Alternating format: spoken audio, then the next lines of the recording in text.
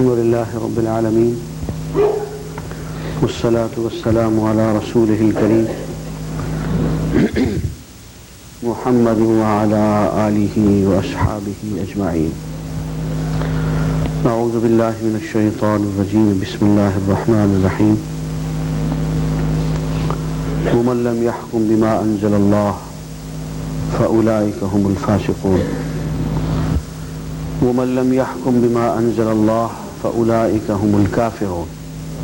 ومن لم يحكم بما أنزل الله فأولئك هم الظالمون.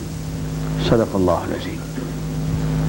3 آیتیں اکٹھی آئی ہیں ایک ہی صفحے پہ، اور تینوں کا ترجمہ یہ ہے کہ وہ لوگ جو اللہ کے نازل کردہ احکام کے مطابق فیصلہ نہیں کرتے وہی نافرمان ہیں. جو لوگ اللہ کی کتاب کے مطابق فیصلے نہیں کرتے وہی کافر ہیں. وہ لوگ جو اللہ کی نازل کردہ کتاب کے احکام کے مطابق فیصلے نہیں کرتے وہی ظالم ہیں. عزیزان گرامی، کل یہ گفتگو ہو رہی تھی کہ اللہ تعالیٰ نے جب حضرت آدم کو رخصت فرمایا تو یہ مشن دیا کہ میری آیات، میری تعلیمات پے بپے تم تک پہنچتی رہیں گی. تم انہیں سمجھتے رہنا، سمجھاتے رہنا، ان پہ عمل کرتے رہنا، عمل کراتے رہنا. تو اصل جہاد یہ ہے کہ کلمت اللہ کو بلند کیا جائے اور اللہ کی تعلیمات کو نافذ کیا جائے.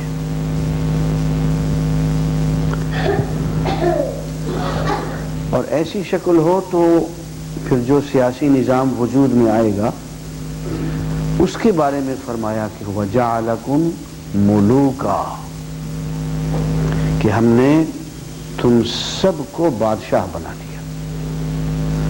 وہ نظام جو اسلامی نظام ہو اس میں ہر فرد، عوام کا ہر شخص بادشاہ ہوتا ہے اور ان کا قائد ان کا خادم ہوتا ہے.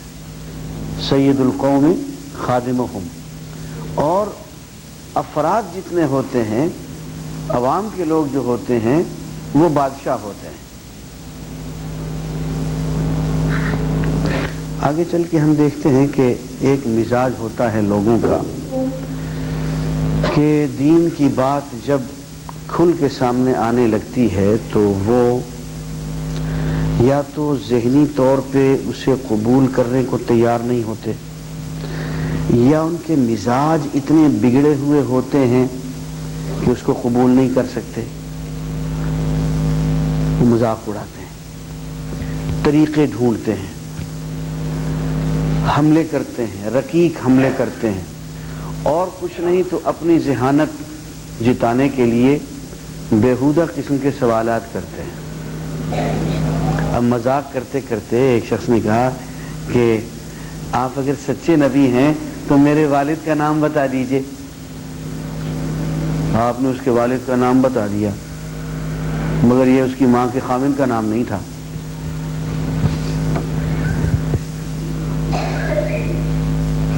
اب نبوت جب اپنے جلال میں آتی ہے، اب پاؤں تلے سے زمین نکل گئی اور لوگوں نے گواہی دی کہ یا رسول اللہ، ہم سب کو پتا ہے کہ اس کا اصلی باپ وہی ہے جس کا نام آپ نے لیا ہے، لیکن ہم لحاظ کے مارے کبھی بولتے نہیں تھے، بتاتے نہیں تھے. ہو گیا نا ذلیل. آیا تھا حضور اکرم صلی اللہ علیہ وسلم کو مذاق اڑانے. من نبی، بعد میں تمہارا باپ فلاں ہے.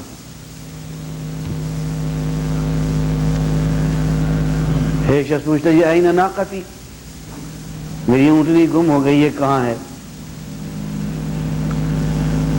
آپ نے بتا دیا. لیکن نبی بجھارتے بوجھنے کے لیے تو نہیں آتا، یہ نبی کا کام تو نہیں. اور پھر آپ نے فرمایا کہ آج جو کچھ پوچھنا چاہو پوچھ لو. اللہ کے اذن سے اللہ جب بتانے پہ تلا ہوا ہے، جو پوچھنا چاہو پوچھ لو. اس وقت سیدنا عمر رضی اللہ تعالی عنہ کانپتے ہوئے آئے اور حضور کے جلال کو دیکھ کے آپ نے اونچی آواز سے کہا رضینا باللہ ربا وبالاسلام دینا وبمحمد رسولا ونبیا، کہ ہم اللہ سے راضی ہیں کہ وہ ہمارا پروردگار ہے، ہم اسلام سے راضی ہیں کہ اللہ نے اس کو ہمارا دین بنایا، اور ہم محمد الرسول اللہ صلی اللہ علیہ وسلم سے راضی ہیں کہ اللہ نے ان کو ہمارا نبی اور رسول بنایا.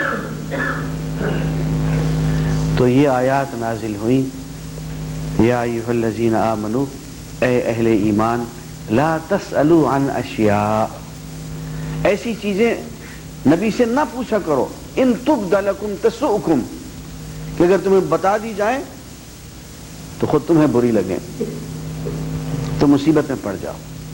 ہر چیز نبی سے نہ پوچھا کرو. حضور نے فرمایا کہ آیت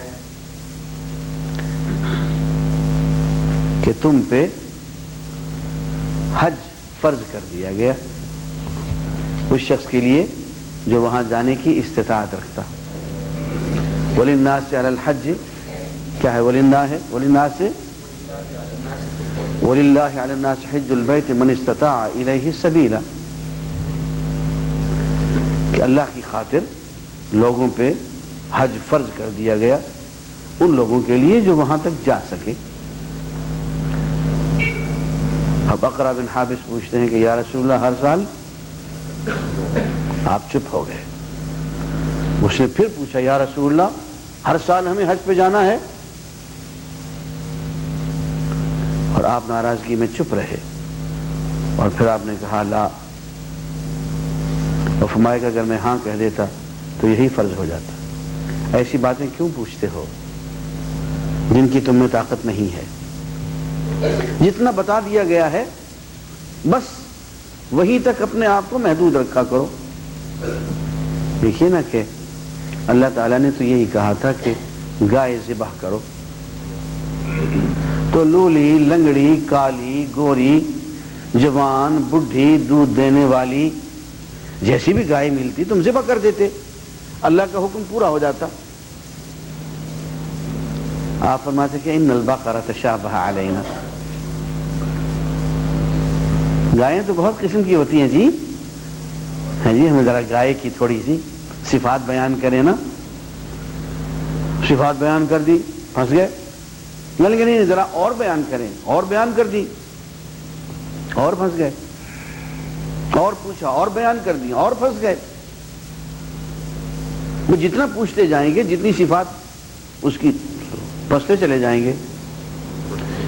اور پتہ یہ چلا کہ وہ جو صفات آپ نے خود ہی زور دے دے کے پوچھ لی ہیں ان صفات کی گائے نہیں ملتی. تو کیوں پوچھتے ہو ایسی باتیں؟ ایسے ہی دین کے بارے میں متشابہات میں کل بھی بیان کیا کہ متشابہات کیا آیات ہوتی ہیں. آیات عزیزان گرامی دو قسم کی ہوتی ہے، ایک محکمات، ایک متشابہات. محکمات وہ آیات ہیں جن میں پکے پکے حکم بیان کر دیے، اقیم الصلاۃ وآتوا الزکاۃ، عقائد بیان کی، اعمال، فرائض، واجبات بیان کر دی، یہ محکمات ہیں. بعض آیات ایسی ہوتی ہیں کہ اپنی جگہ پہ وہ بڑی واضح ہوتی ہیں، لیکن ان میں اگر ہم آدمی خود شرارت پہ تلائیں تو پھنس جاتے. فرمایا وسع کرسیہ السماوات والارض، اس کی کرسی آسمانوں اور زمین پہ پھیلی ہوئی ہے. اچھا بھی اتنی سی بات اللہ نے کہہ دی کہ اس کی کرسی ہے، اس کا اقتدار ہے، آسمان زمین پہ پھیلا ہوا. اب جتنی بات اس نے کہہ دی ہے اس کو کافی سمجھو. اب بیٹھ کے پوچھتے ہیں کہ اللہ میاں کی کرسی جو ہے وہ اس کے کتنے پائے ہوں گے؟ وہ لکڑی کی بنی ہوگی، سونے کی ہوگی، کس چیز کی بنی ہوگی، اس کی کیا شکل ہوگی؟ ایسی ہی کرسی کی شکل ہوگی. بھائی اگر یہ بتانا ضروری ہوتا تو اللہ تعالیٰ بتانا بھول تو نہیں گئے، بتا دیتے. آیت نازل الرحمن علی العرش استوى، رحمان تخت پہ جلوہ افروز ہوا۔ اچھا جی، رحمان کیسے جلوہ افروز ہوا ہوگا؟ رحمان کا کوئی جسم تو پھر ہوگا، اس کی پھر کوئی باڈی ہوگی، ہم جیسی ہوگی، ہاتھ ہوں گے، پاؤں ہوں گے، ناک کان ہوں گے، اس کے پھنس گیا نا، اللہ کی تجسیم پہ آ گئے۔ اچھا اس کا تخت کیسا ہوگا بھائی؟ عرش اس کا کیسے ہوگا؟ اس کی عرش کے پائے کیسے ہوں گے؟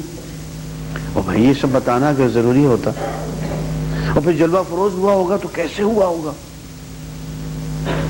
بھائی اگر یہ بتانا ضروری ہوتا تو اللہ تعالیٰ بتا دیتے۔ اگر اللہ تعالیٰ نے نہیں بتایا ہے تو اس کا مطلب یہ ہے کہ اس کا نہ بتانا بتانے کے مقابلے میں زیادہ بہتر تھا۔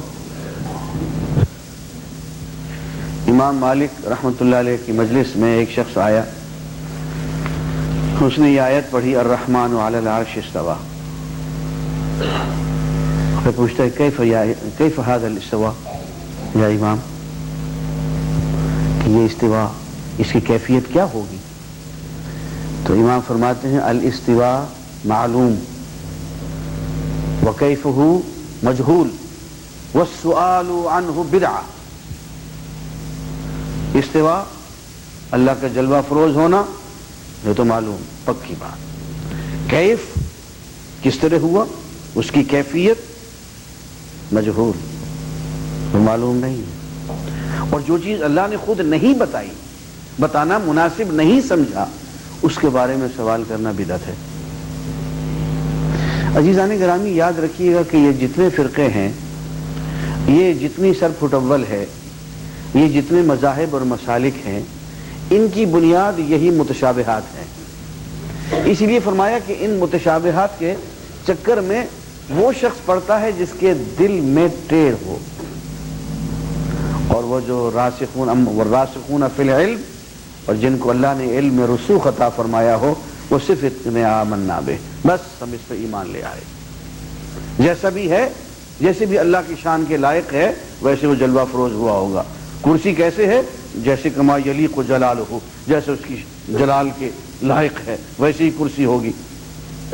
اس کے پائے ہیں نہیں ہیں، عرش کے پائے ہیں نہیں ہیں، سونے کی ہے، چاندی کی ہے، لکڑی کی ہے، لوہے کی ہے، اس چکر میں تمہیں پڑھنے کی کیا ضرورت ہے بھائی؟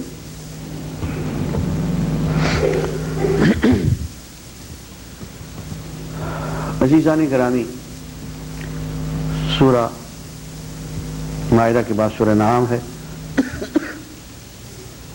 وَهُوَ اللَّهُ فِي السَّمَاوَاتِ وَفِي الْأَرْضِ، وہی ہے اللہ جو آسمانوں میں ہے اور زمین پہ ہے۔ کائنات پوری کی پوری، اور جب میں کائنات کا لفظ کہتا ہوں تو اس کی وسعت کا میں بار بار آپ کو تصور دے رہا ہوں لائٹ ایئر کے کانسیپٹ سے، تو کتنی بڑی کائنات ہے۔ میں نے اپنی کتاب وجود باری تعالیٰ میں ایک دلیل لکھی ہے اللہ تعالیٰ کے وجود پہ، وہ اس آیت پہ مبنی ہے۔ ہوا یوں کہ 1983 کی بات ہے۔ 1983 جو حج ہوا وہ جمعے کا حج تھا، عرفہ جمعے کے دن تھا، اور جتنا رش اس حج میں ہوا نہ میں نے اسے پہلے دیکھا نہ بعد میں دیکھا، بے حد رش۔ اتنا رش تھا کہ لوگ جو عرفہ سے چلے مزدلفہ آنے کو، بہت سے لوگ وہ جو 10 منٹ کا رستہ ہے، لوگ رات کو چلے اور دوسرے دن 11 بجے پہنچے، راستے میں ہی یہ پھنسے رہے، بہت رش تھا۔ تو طواف کا بھی جو منظر تھا اس زمانے میں وہ بھی قابل دید تھا۔ تو ایک دن ایسا ہوا کہ میں کعبے وہ بیت اللہ کی کیا کہنا چاہیے مسجد حرام کی چھت پہ کھڑا ہوا، تیسری منزل جو بنتی ہے چھت ہے، اس کی دیوار پہ کھڑا ہوا۔ صبح کی نماز کے بعد میں وہ طواف کا منظر دیکھ رہا تھا، تو ٹھنڈی ہوا چل رہی تھی، وہ منظر دیکھتے دیکھتے مجھے اونگ آ گئی۔ اور ایک کیفیت ہوتی ہے جو کہ نہ تو نیند ہوتی ہے اور نہ بیداری ہوتی ہے، اس میں بہت سارے مکاشفات ہوتے ہیں انسان کو، وہ نہ